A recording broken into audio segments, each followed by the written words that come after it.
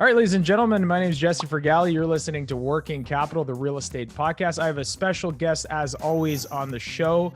It is a lawyer, but not the typical lawyer we have on in real estate or securities. His name's Richard A. Epstein. He's the inaugural Laurence A. Tisch Professor of Law at NYU School of Law, where he serves as the director of the Classical Liberal Institute, which he founded in 2013. He has served as the Peter and Kirsten Bedford Senior Fellow at the Hoover Institution since 2000. Richard is a distinguished legal scholar, and I'm very happy to have him on the show.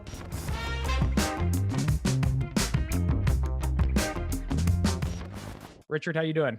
I'm doing fine, thank you.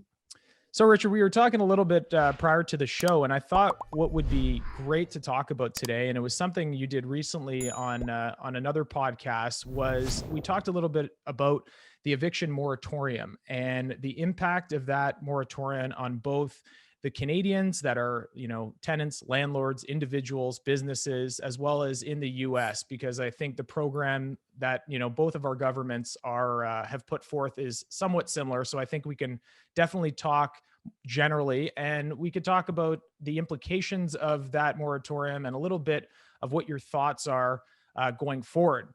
And I thought maybe before we kick that off, you could give listeners that for some reason don't know your background or what you do. You could give a little bit of background of yourself and how you came to be in the position you're at today. Okay, well, I think that I had a pretty normal career going through college, and the most conspicuous feature of my intellectual development was my utter unwillingness to specialize in any area. And so I managed to get dispensation from the deans of the College of Columbia, New York, so I could do some math, some philosophy, some sociology. And then I went off to Oxford to study law. So Canadian and law in Oxford and English law are much more similar. And indeed, the torts book I used there in 1964 was prepared by a Canadian named Cecil Wright, a big red book. And so I read a fair bit of Canadian cases there and became not immersed, but certainly much more familiar with the law from the Commonwealth than most Americans. I also had much more of a classical education, which was by design, in the sense that I studied there and still teach Roman law to this very day, teaching it again tomorrow, medieval history and stuff like that. And because I always was of the belief that a sort of a strong background in your historical origins coupled with an analytical framework is better than doing one thing or another. I come back to the United States, and it's a very different system. It's federalism, it's constitutionalism. There's a de-emphasis on private law. And so my entire academic career has essentially been trying to take the private law insights that I developed inside the English common law system and use them to explain constitutional law on the American side. This makes me somewhat of an oddball. You said, why am I distinctive? Well, when I got out of law school, I had this odd record. I never clerked for anybody, which I think in retrospect is something of a blessing, because I was not born into the beltway mentality of Supreme Court law. Instead, I started teaching immediately at the University of Southern California when I was 25 years of age. And this is the end of my 53rd year of teaching. I've done it continuously since those particular days. And sure enough, I basically did both. I started off teaching property contracts and torts with my Oxford background. And then slowly I realized that constitutional law had to face exactly the same problems, but they always seemed to come out cockeyed. And so what I did is I took the private law framework and started to develop a public law framework, much of which relates to property. And I guess the watershed book on that was the book called Takings that I wrote in 1985, Takings, Private Property and the Power of Eminent Domain. And it was a close constitutional exegesis of the takings clause. It's not that long, nor shall private property be taken for public use without just compensation, but it is that difficult.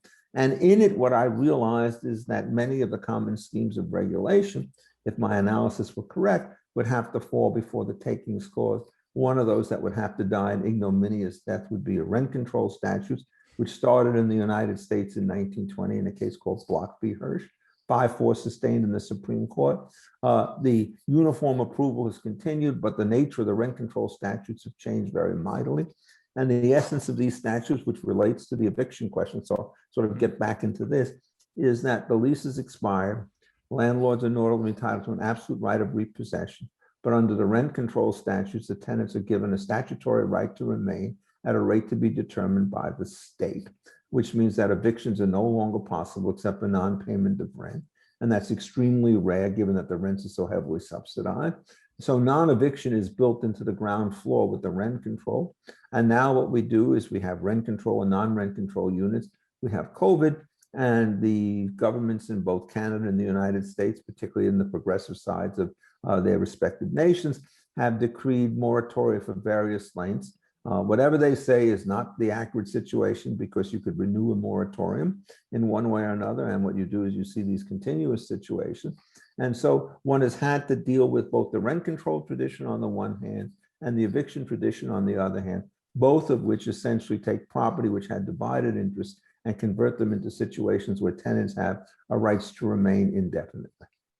Interesting. So what I thought we would do is just kind of talking about the framework, number one, COVID happens. It seems like from the outside, especially with people not in the industry, seems like a reasonable step. We have an emergency, a crisis, public health crisis. The governments come out and they say, what tools do we have at our disposal? And at the time, I remember in our industry, me working more specifically in the commercial side, landlords, institutional landlords, they did not budge, at least at the beginning. They said that we have long-term leases in place. We have contractual obligations. If you are in default, we have the remedies within our contract for default. However, like many states, I know especially here in Canada, individuals are different than businesses. They're a different animal. And the government basically said that we were going to postpone the ability for landlords to evict. What were the implications of that decision when it was made? Well, I think the way you understand it best is to start with the commercial stuff and work backward. What you indicated is that landlords took eventually a very powerful situation. And what are their options? They can evict you for non-payment of rent. Then they have to rent it out to somebody else. And they're going to have to rent it out at a price much lower than the previous price because the market has tanked. And so after a while, what they realize is that sitting on your legal rights is not going to be appropriate. What you do is you negotiate some kind of reduction in rent in terms for some increased stability associated with the business project. And these are going to vary from case to case. But most landlords realize that if you come in with a 2% reduction offer, it's not going to get you anywhere. So knowing nothing about the market, my guess is the reductions would probably be between a third and a quarter, something in that range, substantial enough to make a difference. But the landlord's going to tell the tenants, look, I mean, if you pay me less than that, I can't pay my expenses for staff, for coal, for heating, and for anything else. And so you got to live with it. And the sign, as I've told many, many years ago by a great lawyer woman named Hermione Brown, long deceased, I was 25 years old and starting to teach at the University of Southern California. And she's walking with me one day, utterly astonished that one of my age would be allowed to teach. And she says, you could always tell a good deal because both sides are happy. And you could always tell a fair settlement because both sides are sad. And that's exactly what happened, right? You look at these things, the landlords are upset, the tenants are upset. Essentially, what you have is a shrinking pond. And what the voluntary arrangements did is it allowed for each of these parties to take some kind of a hit. And the threat positions were not worth it. The ability to evict somebody does not get you a new tenant. And so all of a sudden, the landlord realizes that the tenant has got some leverage. And the tenant realizes that he goes out on the street and he gets a bad credit rating. He may not be the guy to get the new lease. He's going to suffer serious business interruption to his revenues. So they cut a deal. What happened on the residential side is that the cut a deal model was essentially not allowed.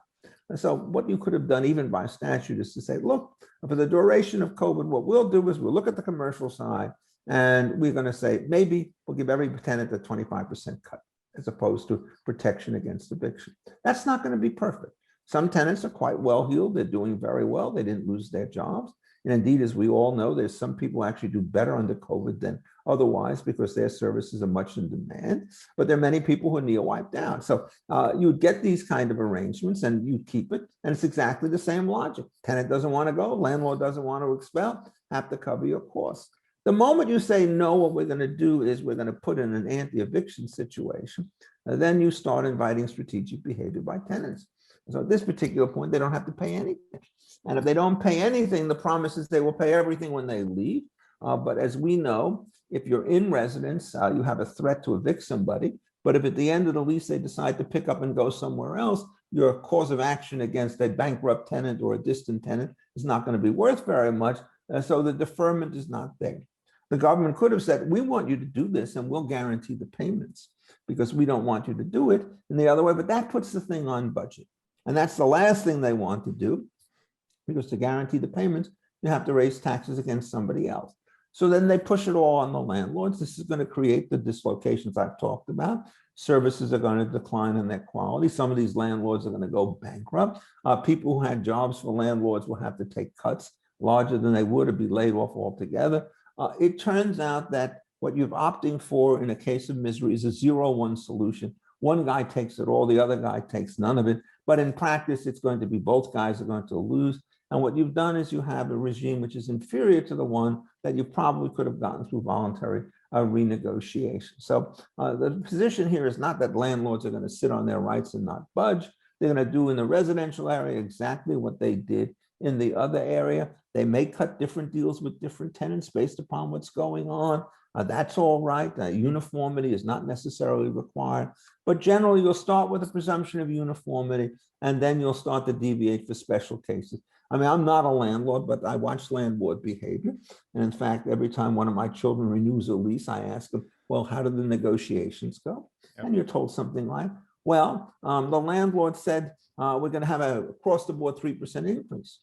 I said, what is that? I said, it's not a bad deal, take it. I said, well, why are they doing it? Because they don't want to negotiate individually. They don't want to lose people. They know their expenses are going up. So what they're doing is they're trying to keep their profit roughly constant. And what they're trying to do is to cover their expenses. In a really strong market, it's not going to be 3%. It's going to be 7 or 8%. But you can't get that in this market. So landlords essentially are not absolutely stupid. And they're not absolutely ravenous. They're people like you and me. They're good ones, they're bad ones, and you can say the same thing about tenant. So I've always been very skeptical about the willingness to jump to an eviction remedy when it seems to me that the voluntary solutions, however imperfect, are probably going to do better than the state-imposed ones. Yeah, it certainly can be said for the commercial side. One thing, I remember right at the beginning, just being in brokerage, is that once we realized that this wasn't going to, wasn't going away in a month or two, landlords started thinking more creatively. Could we offer free rent? Could we offer inducements? Could we take this tenant and move them somewhere else in our portfolio? Whereas just like commercial tenants, we have retail, industrial, some that are doing very well as a result of this, some that are doing very poorly. Same can be said for tenants. The question for me is, once this happened and then we realized that there was going to be an eviction moratorium, I think a lot of landlords, they suddenly said, I have hard costs, or fixed costs, I should say. And then the argument or debate shifted to lenders. And I thought that was a bad move, because now we are starting to go from the landlords, and now we're going to go to the mortgage, and then the CMBS, and then where does it end? So what would be the solution to that? Would we start at the tenant level and at the individual level, and in a time of emergency, buoy the tenants, as opposed to trying to manipulate the chain? Well, you're exactly right to say landlords have debts themselves. And, I do teach a course in banking, and you could state the dilemma in about 2 minutes, and you could spend 2 years trying to figure out how you best solve it. And the situation is really very, quote unquote, simple. The depositors who put money in their bank, occasionally they one-time deposits, but most of them want to be able to get their money when they need it, so they have to be at will. People who are borrowing huge sums of money to make an investment will not take a loan that the landlord could call every day, right? And so what you have to do is to give long-term protection. And so what happens is essentially you get this mismatch in maturities. And if what you do is you tell the landlords that they can't collect from the tenants, then they're going to start to fall on their own particular debts. If it turns out the banks now have to start to foreclose, there's going to be an uneasiness, and depositors will start to pull things out. So what you do is you now have this thing going 4 levels. So what's the appropriate way in which to do it? Well, banks are grown-ups, landlords are grown-ups. You're essentially going to have to renegotiate the mortgages. And it's the same basic principle. If both sides are unhappy, you got a good deal. And if both are happy, something's wrong, because it's never going to be. And so you try to do it. If in fact you do that, then the depositors will be relatively insulated. There is federal deposit insurance money in the United States. There's another system in Canada. By the way, the banking systems in the 2 countries in many ways are quite different. The Canadian system has 4 or 5 major banks. And it turns out it's much more resistant to downfalls and breakups than is the American system. the basic logic of the Canadian system, which I have a great deal of respect for, is 4 and 5 is big enough to have competition, but it's small enough so that the banks don't get weak. Whereas the American banks, very small community banks, all sorts of vagary, they can't keep their money. They have to constantly park it somewhere else. The American banking system has had much more difficulty in its operation, given its polyglot nature, than the Canadian system has happened. But there's no way you can move from the American system to the Canadian system. So it means that this problem, if anything, is probably more important in the United States, because the banks that you're dealing with may be less protected against this stuff than they are in Canada. But I think the basic argument starts to apply. Is there room for government guarantees in this case? Yes and no. Everybody sort of likes to have them in the abstract. The difficulty is you have to fund them. And the question is, how do you do that? And it has to be on budget. And so one of the reasons why you see these evictions taking place is, at least in the short run, it doesn't appear to have any budgetary implications for the government, right? And so you don't have to go through the tax appropriation committee in order to get this done and to vote it. The difficulty, of course, is it has vast implications on the revenue side for the government, because if landlords are now running a bunch of red ink, that they will do is they'll take their profits from last year and they will basically be able to claim a refund because of the deductions that they're entitled this year. And so the government is going to lose on the tax side perhaps as much money as it would have lost if given guarantees. But as we know, the political structure of government is so strange that often you take an inefficient social solution, which meets the path of resistance, and you have to make an appropriation in order to do taxes. That makes it explicit. Whereas if you just lose money because you can no longer get remedies and you have to give people refund, that's not on the budget. It's relatively concealed. Nobody has to take the blame for it politically, even if it turns out that it's a more inefficient solution. So we have these very complicated things going on. I think the reinflation that will take place with respect to the way the economy works will prove some degree of resilience. So I think for the first time, at least in the United States, I gather it's been a bit rougher in Canada. I think we actually see some light at the end of the tunnel. I all of a sudden see my University of Chicago saying, we're expecting to have classes in the fall. I can't tell you what a relief it is to know that you'll actually be able to talk to a student in person.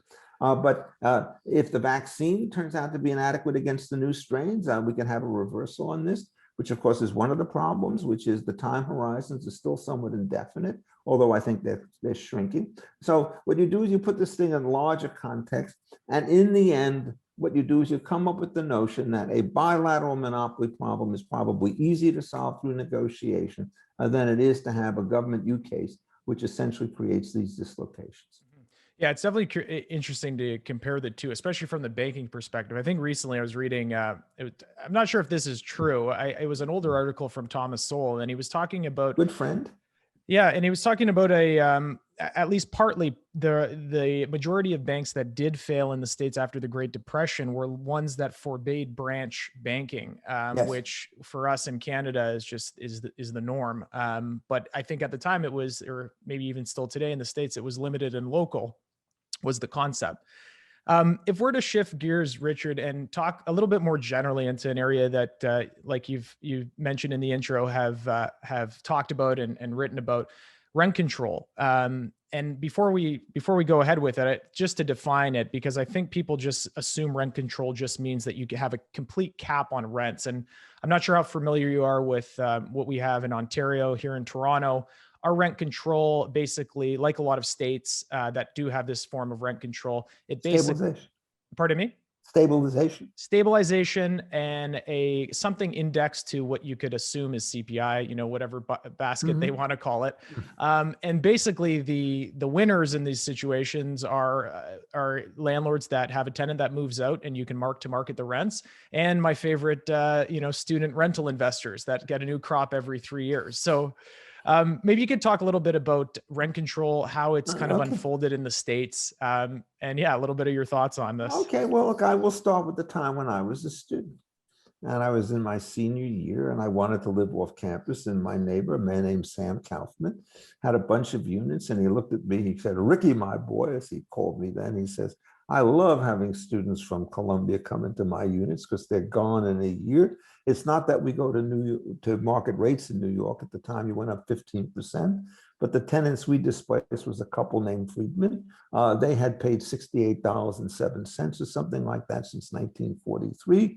We come in and he puts in the bill. I still remember this. It's $75.04, and he gets it back from the New York Rent Control District, and the number is now $75.03. That is, they fought over every penny. And then you saw what happened. So, you want to put in a new refrigerator. The tenants are doubtfully listing it. Why is that? Because the refrigerator costs you $100, and with the rent increase is $5 per month, but it goes on indefinitely. So after you've paid off the first 20 months, you get a 5% increase. So you get all these crazy inversions. So I took the Sam Kaufman deal and I left. And at the same time, there's some girls upstairs, and they were living in the same unit, basically, not as nice, maybe a little nicer, but they paid essentially 67% more than me. And so what happened is I started to think about how this thing happened.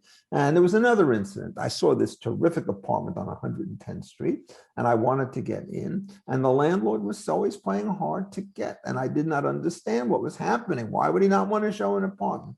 And somebody came up to me and says, "You utter naive. Did you not smear the landlord?" I said, "I don't even know what it means." Well, smear, not the landlord, the super, what they said, is the rent was I say $140. The apartment was worth $300. If you give the super $50, he's going to give you a chance to go in. And so essentially what happens is part of the gains that you get from rent control are going to be dissipated by the side payments that you have to make. And it turns out that many people may make them. So it's a standard scam in New York City. You take these kind of smears from 10 different people. You've got yourself now $500, and they all don't get the apartment. And they, of course, who, what, me? Give it back. It's not going to happen. So it was from those experiences that I decided to think about this more seriously when I wrote my book on taking. And then in 1988, I went back to Brooklyn Law School to give a lecture on rent control. And I began with my student experiences and then tried to figure out, well, what is it's going on in this particular case, and why is it unconstitutional or not? So I don't know if you want me to go through the gory complications, but it's very interesting. Yeah, I'd love for you to expand on it. Okay, well, the first rent control in the United States case, this is before Canada did, it was in 1920. It was a case called Block v. Hirsch. And what had happened in the aftermath of World War I, large numbers of people came to Washington, D.C. to run the various programs. One of the things that typically happens is when you get a war and its aftermath is greater centralization of powers. And rents started to go up. And what they do is they put into place a 2-year rent control statute, which is tied it to the historical rates, because they said there was a temporary emergency of one kind or another. Nobody said that this was or was not a taking. They conceded that it was a taking, but they said it's only for 2 years, so it's justified by the police power. And in fact, 2 years later, the same rent control scheme came back, and the United States Supreme Court refused to extend it, which gives you an idea that they really did think of it. So at the time, essentially, rent control was thought of as a justified taking. Things start to go forward, and all of a sudden, magically, you're putting a tenant in possession of the premises in perpetuity if they pay the rent, but it's not a taking at all. And so they said it's a mere use arrangement or a regulation. So under American takings law, essentially these so-called use arrangements are mere restrictions of one kind or another. And so there's a very low rational basis test that's met. And it turns out you could always satisfy that by saying, even though the landlord is hurt, the tenant is benefited, and so the situation works. In New York, they keep tightening the noose. As I mentioned to you, there was the 15% rule. Then in 1970, they introduced a new system called rent stabilization. And it basically uses the public utility model, which means, in effect, you show us what the cost increases are. So you give an example. If you have an apartment that rents for $300 and your costs go up by, say, 5%, your rent goes up to $315 and maybe a little bit more for the profit on the expanded base. But if the market has really surged and the unit is now worth $400, that other $85 in appreciation belongs to the tenant. And so what happens is, as this goes on, you could figure out the enormous wealth transfer that starts to take place because you capitalize $85 a month for the next 12 months, build in increases for the future years as that gap between market and regulated rates increase. And all of a sudden, in New York City, to give a typical kind of number, the maximum you could charge under our rent stabilization statute in many cases is $2,500. And if you basically took the current system and then liberalized only that unit, it would be worth 10,000. So in some sense, it's basically $100,000 of a year subsidy for the tenant. Now, if you decontrolled the whole system, everything would start to change. The increases would actually be much lower. And it's important to understand why. Rent control leads to systematic underutilization of space. And so the very common situation is you get yourself a 3-bedroom apartment when you're in the 1980s, got a couple of kids at home, husband dies often, wife is a widow. Is she going to leave a 3-bedroom apartment, which is costing her $2,500, to move next door into a 1-bedroom apartment that will cost her $4,500? Not going to happen, right? And so what you do is you see people having these large places, then they try to find ways, as you're allowed to do in New York, to leave them as an inheritable interest to their own children or grandchildren so that the landlord is kept out of these things. And if you could run a decontrol system, several things would start to happen. One is the price of rents uniformly would not go up anything like they would if a single unit were decontrolled when everything else remained controlled. They would go up. But in the unregulated market, they would go down in order to do this. And the key thing to understand is you don't have to build a single more unit. If you just take these units, which have 1 or 2 people in them, and then you reconfigure it so they all of a sudden hold families, you can, for several 100,000 apartments, manage to add 1 or 2 persons per unit, very conservatively, and you've got another space for 450,000 people. At the same time, the landlords are going there and saying, well, the value of this property is determined by rent control. So when we pay our taxes, we have to pay it on a reduced basis, even though the reduction in rent control doesn't reduce the cost of public services, garbage, streets, and everything else. So what you do is you now get a fiscal shortfall and so forth. So you get tenant rigidities, you get underutilization of spaces, you get insufficient public revenues, you get political battles, the likes of which you have never seen. And this system manages to go. You go to a place like Chicago, they got some tenant protection laws. There's often a fight over the security deposit. But that's small potatoes, right? A security deposit, 1 or 2 months rent. You're not talking about $100,000 premium. So what happens in Chicago? You like the neighborhood, your kids have grown. You give up the big apartment and you buy a little one 3 doors down or rent it, and everything turns over. To coordinate the shifts, at least in Chicago, the rule is leases are generally calibrated to end either on May 1st or October 1st. So it's nice weather at both ends of these things, and you then start to shift over. And the thing about it is the dullest market imaginable. Why is that? Because everything essentially clears at a market price. And in New York, people basically have this jackhammer hitting them on the head. And after a while, they kind of like the music that seems to be coming in between the ears. So you can't get rid of it here, because to do so would mean that you'd have to do it by votes, and tenants will not vote against themselves. So you get this equilibrium of lousy units and low rents. And in the meantime, nobody's willing to really build outside for fear that stabilization too will start to come along. The other units go at huge premiums. This has real consequences because that new family, which now has 2 kids, and they can't afford to live in New York City in the unregulated sector, they move to Kansas City, or they move to the suburbs. And so the whole thing becomes an absolute nightmare. And the moment you start to suggest something about this, what happens is you basically are a terrorist. You're preying upon innocent, helpless tenants under these circumstances. And the culture of New York City is one of systematic self-destruction. And so what do they do in 2019 before the market collapses because of COVID? They extend the rent control protections in very important ways that essentially mean that there are more price rigidities than you would ever have. The tragedy about New York City is it's killing itself because of its politics. It does it with rent control. Then these mavens come up with another great idea. They're going to start to increase the taxes on the people of great wealth who live in the city, never seeming to get the point that if you really do earn $5 billion a year, which, I earn that every month. No, I don't. You have mobility that people who earn less money don't have.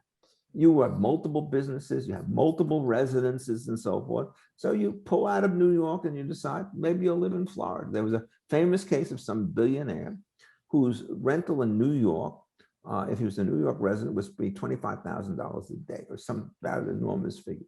So what he used to do is to keep absolutely scrupulous records. He'd fly into Newark and he would turn into New York on his days at 12:03 in the morning and leave at 11:57 at night. And he kept all this documented, and they took him to court and he won. But you know what he did anyhow? He says, Florida's perfectly nice. Why do I have to go through this grief?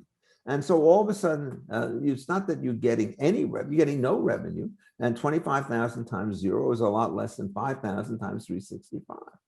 But New York does not understand that. You start looking at what happens. Let me just give you one measure. You know about the electoral vote system in the United States, right? I do, yeah. Essentially, it's the sum of your senators and your congresspeople. Mm-hmm. How many electoral votes did New York have in 1940? It had 47, Okay. then 45, then 43, then 39, right? So they're in the mid-20s now. And Texas has gone up and Florida's gone up. So the Empire State is a declining fourth.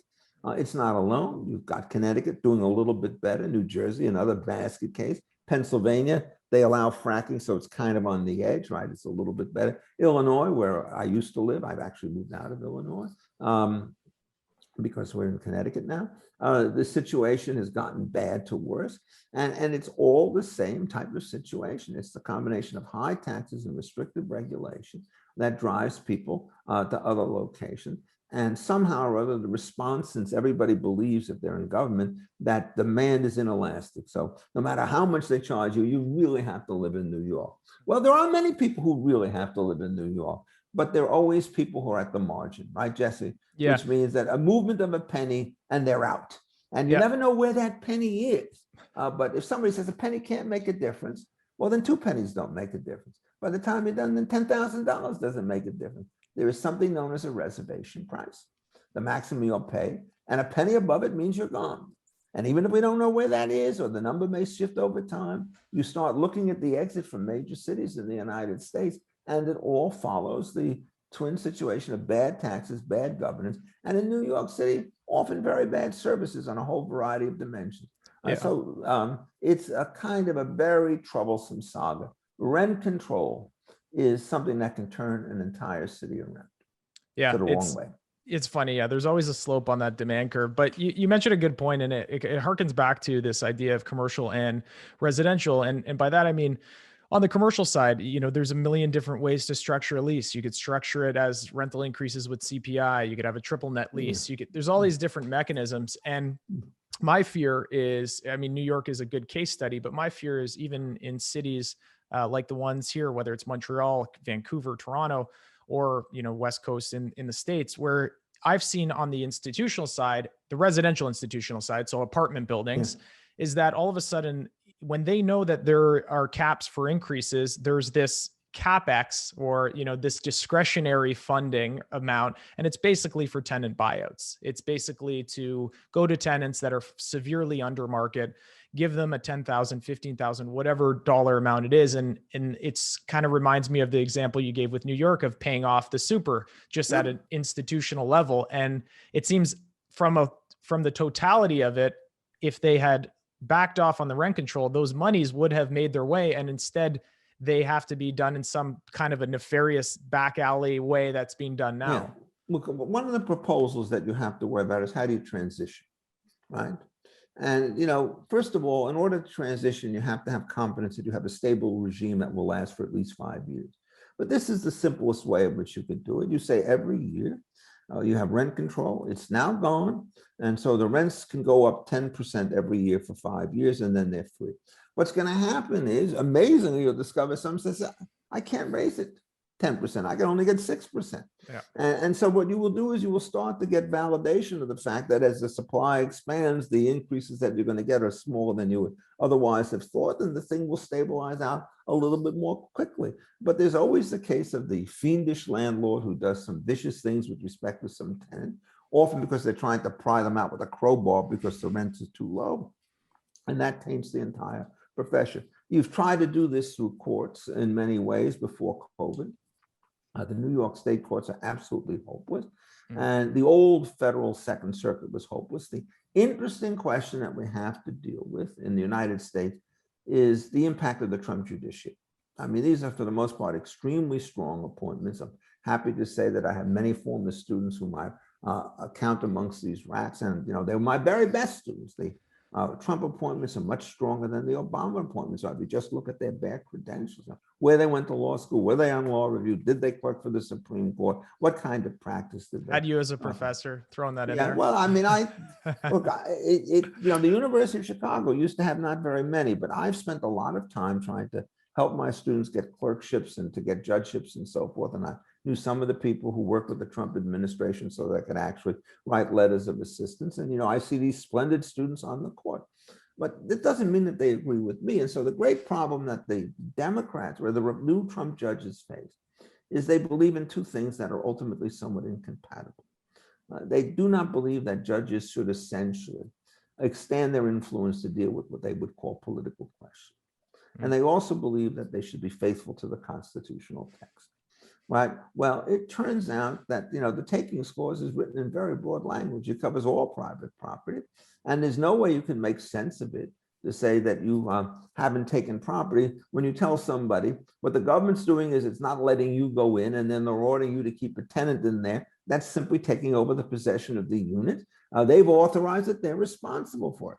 So the question then comes is, are they going to be judicial restraint types and continue with the current policy of assuming rent control raises no serious constitutional issues, no matter how dumb the rent control rule turns out to be? Or they're going to start to say, well, this is a plain meaning. It's as clear as the First Amendment, not perfect, but better. And this stuff doesn't go. Oh, there will be hard cases, but this is not one of them. We do not know which way they're going to go. I can tell you, having worked with a number of landlord groups in the years before the Trump appointments made, it was like hitting your head against a brick wall.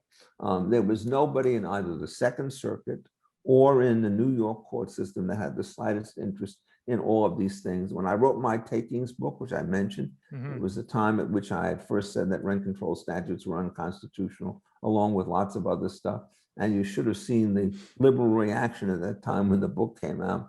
Like a shaggy dog, this book will tempt every passerby to give it a kick, was the way one review began. It was changed before publication, but I saw the original version. And, I'm still pushing this line. I don't think it's been refuted. And I think, in effect, that it's not a question when you're talking about property rights, what you're trying to do is to upset social welfare function. I've given you an indication as to what the consequences of rent control are. And socially, it turns out that they're disastrous. So this is not a case in which you're trying to privilege the rich against everybody else. You're doing that when you give them monopoly protection against new guys coming in. And you know this as well as I do, Jesse. You put up a nice building on one side of a main street in Toronto, you're quite happy to zone the guy across the street from you so that he has to have only a 5 and 10 there, right? Yep. So, I mean, it's not that landlords don't play games, but if you're going to be serious about this, the same scrutiny you bring to rent control laws has to be brought to zoning laws so that people cannot pull up the bridge after they've gotten their building permits, because that creates all sorts of crazy incentives. You bid a fortune to get a building permit because one of the things you're getting along with it is an exclusive. Yeah. And that's worth a lot more. Well, so that kind of harkens to just the idea of where, Milton Friedman, where he would always say that I'm pro free enterprise. I'm not pro business. And yeah. Often than not, those things are completely at odds. For like one example of, if I can get a preferential treatment, whether it's renting through the political process or it's through zoning regulations, for sure. Why wouldn't I? But I just wanted to ask you on the takings book, was that not the book that during the Robert Bork hearings, it was brought up? I don't know if it was not Robert Bork, it was Clarence Thomas. And somebody had it was Joe Biden. It was Joe Biden. I've heard of that guy. This guy, this great constitutional scholar who graduated the bottom 20% of his class in law school, and it was not a that strong law school. He takes the book out from under his desk, he puts it in front of Clarence Thomas, and he says, anybody who believes anything that's written in this book is sort of not fit to serve on the United States Supreme Court. Thomas didn't know what to say, so his response was, well, private property is mentioned in the Constitution. Mm-hmm. Within a day, I got a phone call from one of Biden's assistants, one of my former students, a fellow named Greg Peck. He said, would you like to testify? I said, not on your life. All you're going to do is put me on the stand and harangue me and not let me speak. So tell the senator if he would like to debate this on a neutral forum, I'm more than happy to do so. And what happened is I never heard from them again. And then the takings book, it was never pushed very effectively by the Harvard University Press at the time. But what happened is Anita Hill came along. Mm. And when it comes to the question of a sex scandal or a rent control scandal, you know which is going to take up all the oxygen in the air. And so takings was never heard of again. It did come up a bit in the Breyer hearing, in which it was an incantation of the sort, well, you do not agree with the Epstein theory of regulation, to which the answer was, of course, I do not agree with the Epstein theory of regulation. But and Breyer essentially has, he's good on certain administrative law questions and antitrust questions because he knows them. But on other things like patents and so forth, and on certain kinds of administrative law issues, he's just always on the wrong side. Most recently on a fair use case, so-called, involving Google against Oracle, in which he wrote the opinion saying stealing thousands of lines of code from a competitor to put them in your own program helps innovation. And so therefore it's fair use under the patent law. There is no fair use exception under the patent law. There actually it is under the copyright law because code is copyrightable, but you can understand as you start talking about computer code, this is not reading Dickens. And in fact, the line between where the copyright begins and the patent ends is kind of tricky.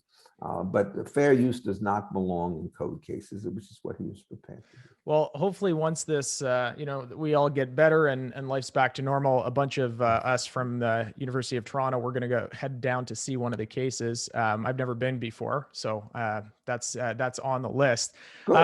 I want to be mindful of your time, Richard, but we do have 4 questions we typically ask all guests. So if that's okay with you, I'll hit you with those. Okay, and then we're done. But I'm happy to do it. Then we're done. So basically, question number 1 is, what is something you know now, whether it's your legal career or otherwise, that you wish you knew at the beginning of that career? I think what I wish I had known at the beginning, and I learned it in the middle, was the simple proposition that the best way to address a technical audience is to be clear to a lay audience. That's great. That is, there's a tendency to use terms that are a little bit unnecessarily. And you reach a larger market in and outside of your own profession if you can do that. The other thing which I've learned, it may sound strange, is I've been very fortunate to be able to figure out how it is you could take graphs and translate them into words. I mean, in my mind, I mean, just kind of you could talk it through. And, on a podcast, you don't have the blackboard. And as you know, every time you go into a meeting and somebody puts a PowerPoint slide up, everybody goes, because they know that the words in the slides won't mesh for the most part unless you're very skilled. So being able to actually talk is more important. I couldn't have known that in 1968 because we didn't have PowerPoint. That's a great point. And it just reminds me of 2 books that I came to reread after years. My undergrad was predominantly economics, and it was Henry Hazlitt's. I knew you'd say that. And then the number 2 was, which I only read some chapters of, but maybe you'll know it by this description. He said at the beginning, there will be no economic graphs or calculations in this book. And it was Basic Economics by Thomas Sowell. So that was great. I mean, and they both have the same gap. They also are very good at the use of anecdotes and drawn from history, drawing general election. Henry Hazlitt, of course, the famous illustration has to do with the broken windows, right? And it's something which really does resonate. It was a very influential book in the 1940s. Sowell, I mean, everything he writes has that kind of trenchant power to it. Even at age 90, he's a fellow at the Hoover Institution. He's retired now, so he doesn't speak as much publicly, but occasionally he's basically so angered by the public situation that he does speak out. It comes up. He does have an amazing gift of compressed language, a skill that everybody could advance and use, myself included. Absolutely. All right, next one here. We'll change this one up a little just because the flavor of this conversation. What's a legal book or a book on law that you'd recommend to the layperson? I will give 2 books. One that I wrote, which is called Simple Rules for a Complex World, which I think is probably the clearest exposition of how it is an ideal legal system ought to be put together from very simple kind of building blocks. And it is exactly the same thing. Let's get the basic stuff right and leave the refinements till later, which I think is there. The book that I actually recommend and I teach in my Roman law course is a little book called Gaius's Institutes. I don't know if you could read it through or read it without assistance, but when I take my students through this, we go line by line. We will have a seminar that lasts for 2 hours and do 2 pages.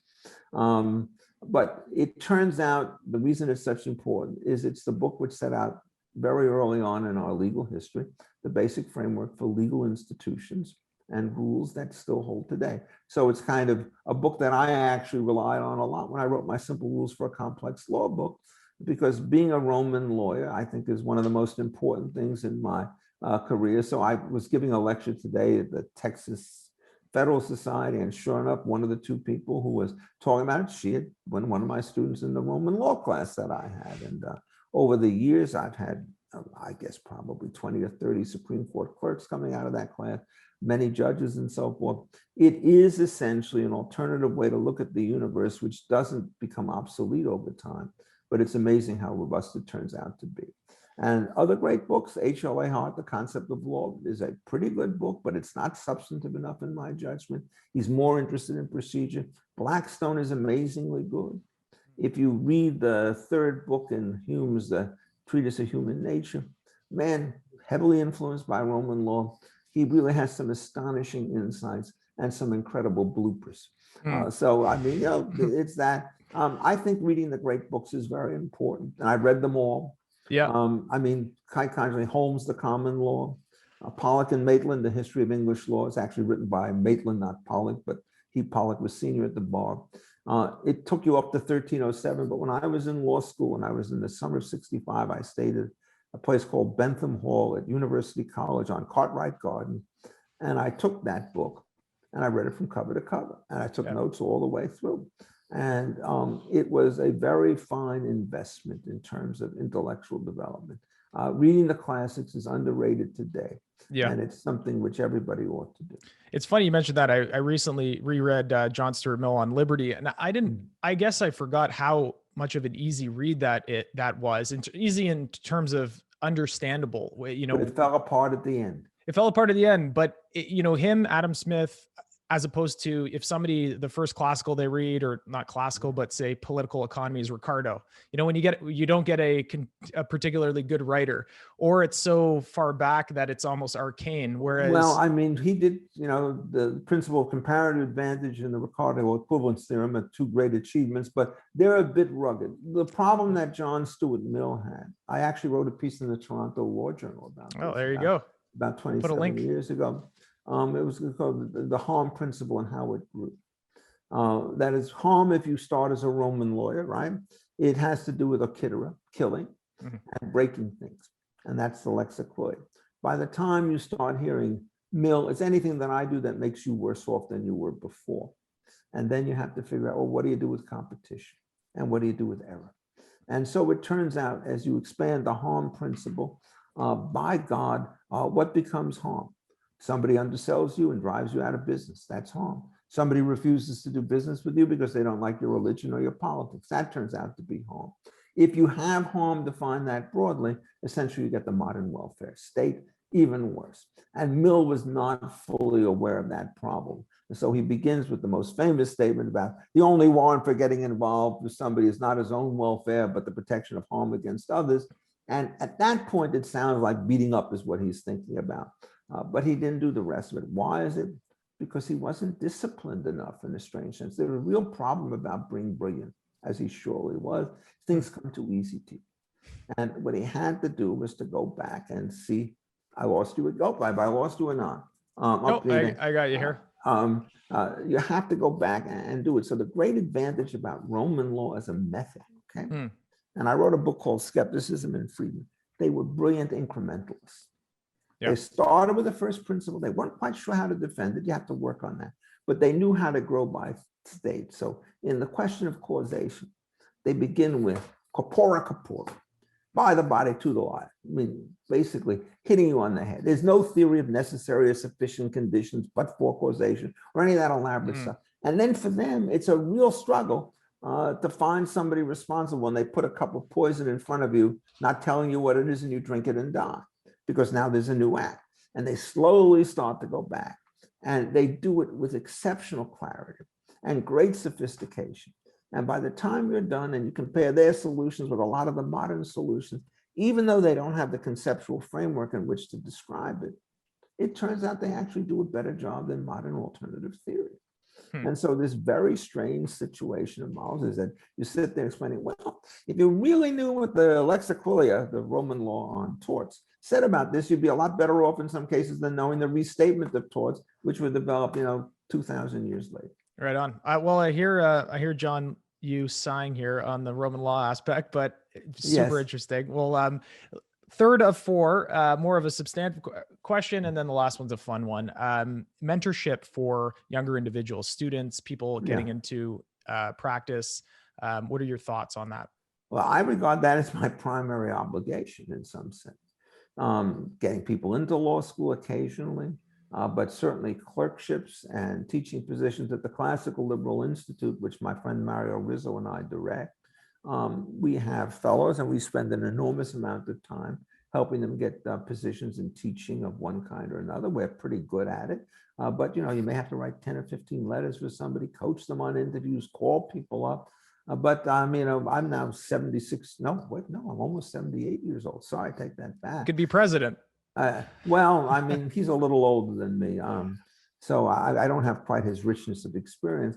Yes, no, I think it's important. And so, for example, when the judgeships come up under the Trump administration, I wrote many, many letters on behalf of people, made phone calls and so forth to try to get folks through. Clerkships, it's always a constant struggle. You have relationships with judges and they trust you, at least until you give them a bad clerk. And so I probably spend 10 hours a week in one form or another just working on these kinds of mentorship issues. And I don't regret the time at all. I think that trying to get the people in their 20s and their 30s established, if you could help them a bit and they're really able people, God bless. I'll do it even for people who aren't lawyers if I can figure out some way to help them. And so, yes, I take that extremely seriously. I don't regard this as a burden. I have a standard rule that if there's somebody in whom I have confidence and they ask me to write a letter of recommendation, I will never tell them I'm too busy. Just Right won't do it. I think it's just for them, and it's also on papers. It's strange. If you tell somebody this is a dead end, you could save them 100 hours of work in 2 minutes of conversation. And if you say this is live, it's fine. But the key thing about making a mentor, there's another element in this, is you're not trying to make little Epsteins. There's a temptation of people, particularly who run PhD programs, to try to create students in their own image. I don't run a PhD program.